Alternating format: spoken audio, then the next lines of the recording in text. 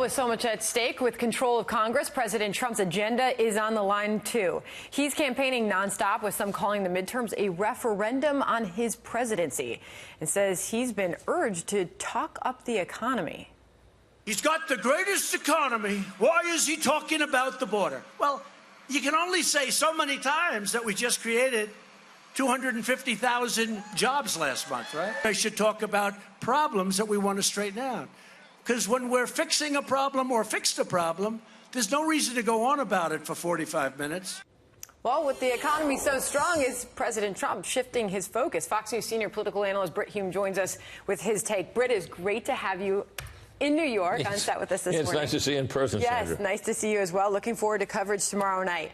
When you hear the president and he's still pushing immigration, is this the right strategy when you're now hearing reportedly some Republicans, Paul Ryan, calling up the president, focus on the economy? Please? Well, the dilemma he has is whether positive agenda works better than scaring people. And I think people feel the economy. I suspect that he and his party get some credit for it. But motivated voters tend to be voters who are angry, disappointed. Satisfied voters may not vote at all. So you have that dilemma.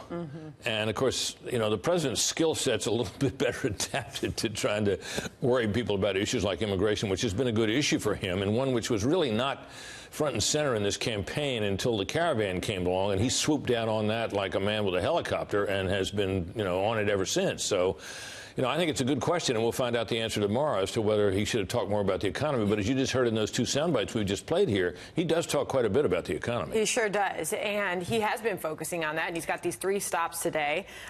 He does not seem to tire. So much energy he continues to put out there. I marvel. It's unbelievable. And the White House was on this morning, Sarah Sanders, talking about the election outcome and the way they see things at this moment. I think we're going to see what happens tomorrow. We think we have a great story to tell. The president's making that case. You'll see him do that again 3 times later today. And if people are voting on policy and things like the economy, I think we're in a really great position moving forward. Is this election seen as a referendum on Trump's presidency? Oh, I think so. I think this is the Trump midterm, however it turns out. I've seen presidents go out and campaign really hard in midterm elections in an effort to, you know, protect their party. I particularly remember Bill Clinton doing it in 1994.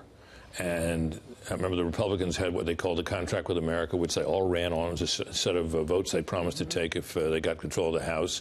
And Clinton really did work hard, not quite as hard as Trump has, because even Clinton had plenty of energy. We hadn't got energy like this guy.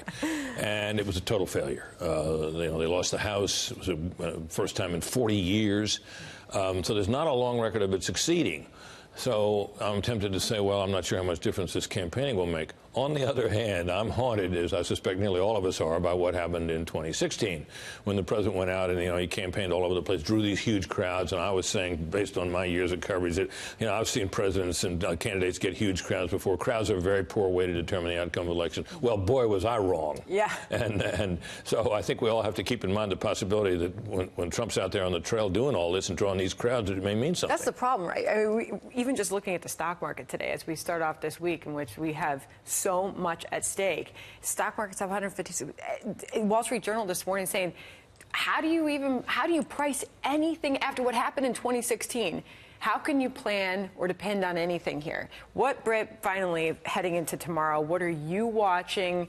And what is your feeling heading into tomorrow? Well, some early races we'll see in places like Connecticut and New Jersey, which will give us some sense of, you know, the mood of the electorate. I mean, I think both Connecticut and New Jersey have had governors who have been, a governor and a senator in New Jersey who've been very unpopular, and it looks like those are very, very blue states.